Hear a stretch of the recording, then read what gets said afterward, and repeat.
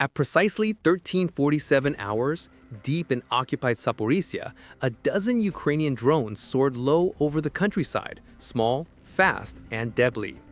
Their target? A Russian ammunition train carrying tons of explosives and weapons meant for tomorrow's assault. But this wasn't just any other drone strike. This was a test of innovation under fire, a mission that would pit Ukraine's low-cost ingenuity against Russia's billion-dollar war machine and prove once again that the future of warfare is changing forever. Cue title graphic. At 13:47, 12 drones were already in the air, racing at nearly 97 kilometers per hour. Each one equipped with a small explosive charge and a guidance system wired through fiber optic cables thinner than fishing line. Their operators, hidden underground in 3 separate bunkers, watched the live feed through small monitors.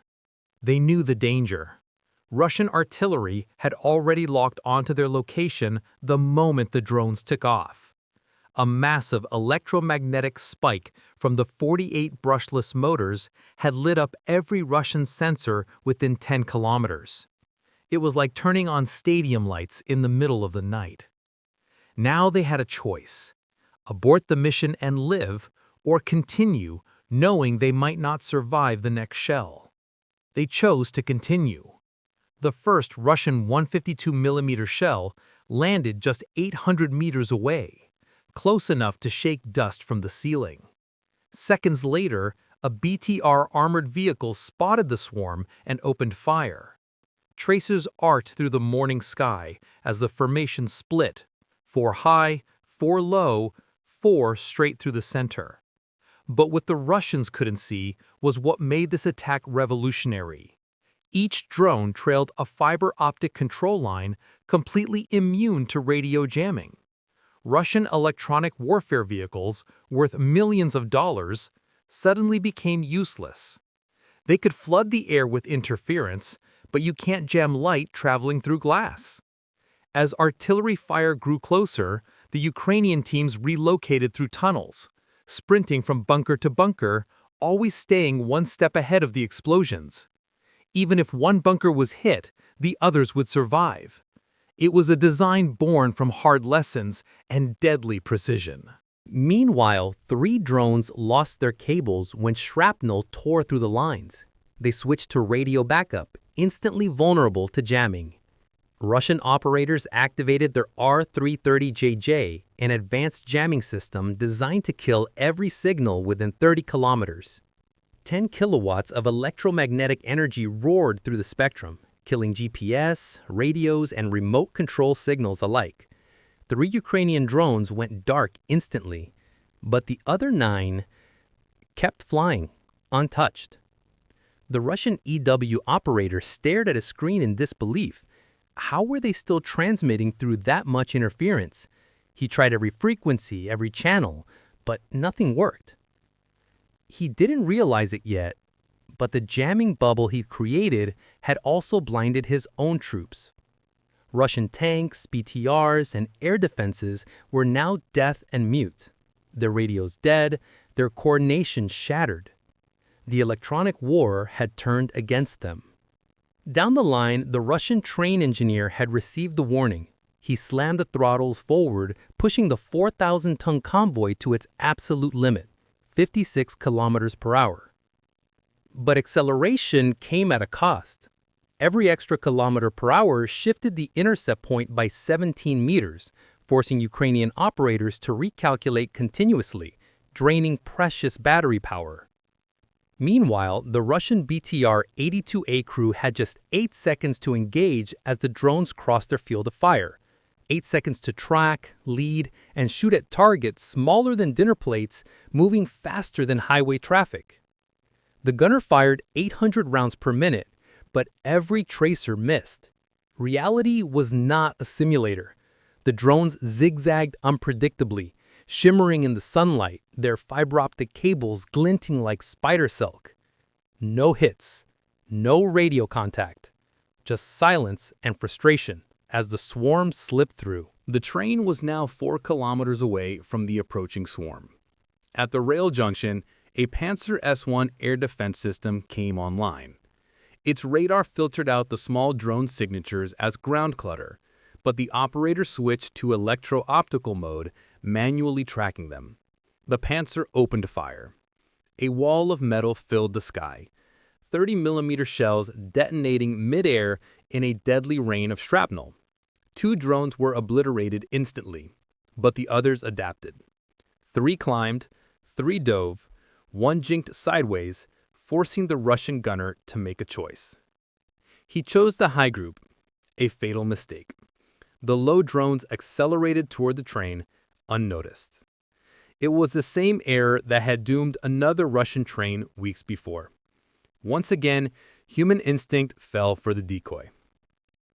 As the gunfire thundered overhead, 4 drones flying high executed the next phase. They dived sharply behind the train and released thermite charges onto the railway tracks. Thermite doesn't explode. It burns at over 2,500 degrees Celsius, hot enough to melt railroad steel like wax. In seconds, 4 sections of track turned molten red, cutting off the train's only escape. With using both barrels for anti-air targets, the Panzer's barrels glowed cherry red from continuous fire. After 45 seconds, the heat warped the rifling. Accuracy gone, the gunner was forced to stop. That 12-second pause was all the drones needed. Battery warnings flashed red on the operator screens. 18%, 21%, 12%. They had seconds of flight time left. But smoke from the burning tracks drifted across the field. Thick, black, and perfect cover. Thermal cameras can see through darkness, fog, and rain, but not smoke. Every Russian defense post suddenly went blind. The drones emerged through the haze just 1,400 meters from the train. Their cameras locked onto the markings, Class 1.1 explosive. The fiber optic cables reached their maximum extension and released automatically. Now, free from the tether, the drones switched to short-range control. Even if jammed now, they were too close to stop. 7 black dots raced toward the train. The train engineer saw them through his windshield, 7 specks growing larger by the second. He pushed the throttle past its limit, but it only made things worse. The wheels lost traction, spinning uselessly against the rails. The Panzer tried one last engagement, but the drones were too low, below its firing angle. Even $20 million worth of technology couldn't solve a problem with simple geometry. Russian soldiers opened fire wildly, rifles, machine guns, even RPGs. But the drones were flying along the center of the tracks, perfectly shielded by the train itself. One drone's battery died 100 meters short, but momentum carried it forward, gliding silently towards its target. Physics would finish what electricity could not. At 13:59, the first drone hit. The RPG-7 warhead detonated against the coupling between the locomotive and the first wagon. A jet of molten copper sliced through solid steel. 4 more drones followed in rapid succession. One hit the fuel line, spraying diesel. Another destroyed the brake system. A third struck the ammunition car, igniting secondary explosions. And then came Wagon 22, the bomb within the bomb. Inside were 12 tons of thermobaric rockets, damaged from weeks of vibration. When the drone struck, the temperature crossed the ignition threshold. The explosion was cataclysmic. Wagons 20 through 24 vaporized instantly. The blast flipped the remaining cars off the rails, scattering twisted steel for kilometers. A mushroom cloud rose nearly 1,400 meters into the sky. In just 4 seconds, $4,800 worth of modified drones had destroyed $127 million in Russian assets and severed the only rail line supplying 3 mechanized divisions. This wasn't just a military strike. It was a message about adaptability, creativity, and the power of low-cost innovation against overwhelming force.